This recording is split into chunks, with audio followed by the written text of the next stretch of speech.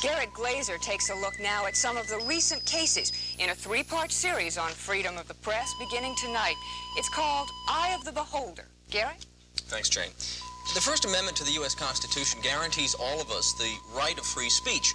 That sounds simple enough, but as anyone who follows the free speech fight can tell you, the issue is anything but simple.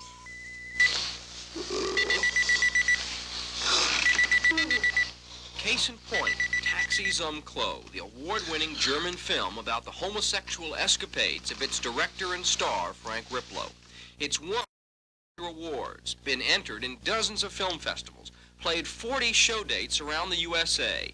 No trouble until Zum Klo played Norfolk's premier art cinema, the Nero. Owners Tom Vorlas and Tench Phillips for 5 years have brought us the best of current releases and the classics. The film played here October 5th to a large crowd, about 500 people. All adults, all forewarned of several sexually explicit minutes in the film. And then, later, at home, Tom Vorlas got a surprise. Then around 11:45, the doorbell rang, and I was sort of, in a stupor. I woke up, and my wife said, ask who it is on the intercom. So I asked, and it said, some Corporal Bernard, Vice Squad. And as soon as he said that, I had a feeling what it was.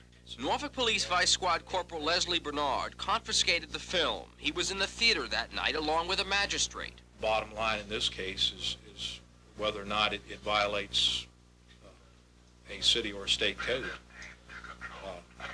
And in this case, it was my opinion that it did violate the code. A grand jury returned an indictment against the Nero. The charge, promoting obscenity. A plea bargain was struck to avoid a major court battle. The Nero pleaded guilty and received a $250 fine, much less than the maximum 1 year and $1,000 that could have been levied. What's more, Vorlas and Phillips received no criminal record from the case since only their corporation was indicted.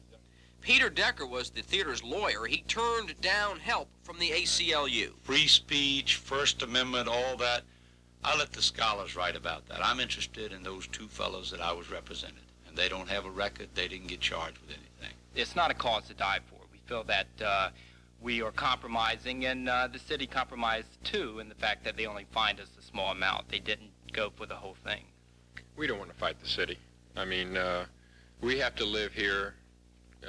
There's no point for us to antagonize anyone down there. We were cooperative all the way.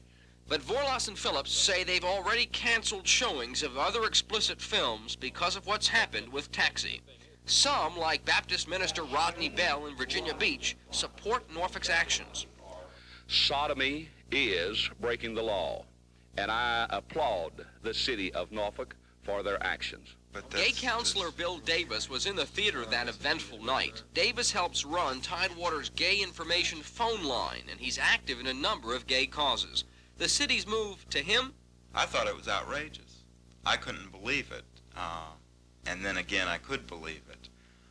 This is a very conservative area. When you're talking about obscenity and confiscation, you have to consider the work as a whole.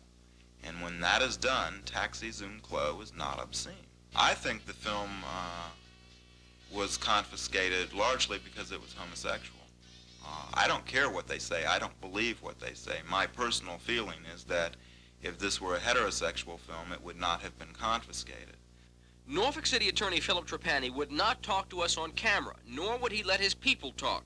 But over the phone, Trapani argued that the city is not singling out gay people for harassment.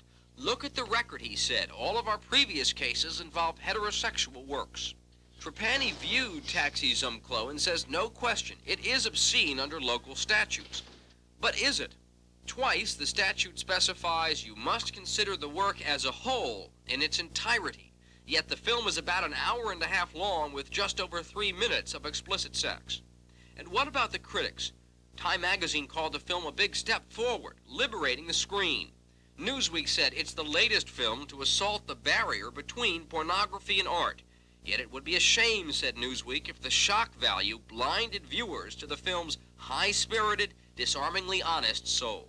I think whenever you have governmental authority getting involved in choosing for people what they can and cannot view, what they can and cannot read, then you are starting to walk on very dangerous ground.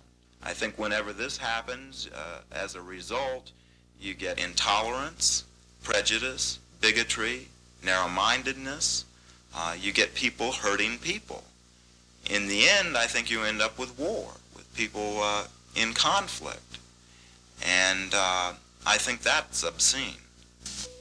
You may also wonder why Taxi Zum Klo was singled out when more violent films play with R ratings, films like Friday the 13th or Conan the Barbarian, to name two, or why you can buy so-called detective magazines like this one in countless Tidewater convenience stores. These are sold to children as well as adults. These are magazines which feature gross acts of torture and violence against women. Tomorrow night, Jane will look at several other free speech fights.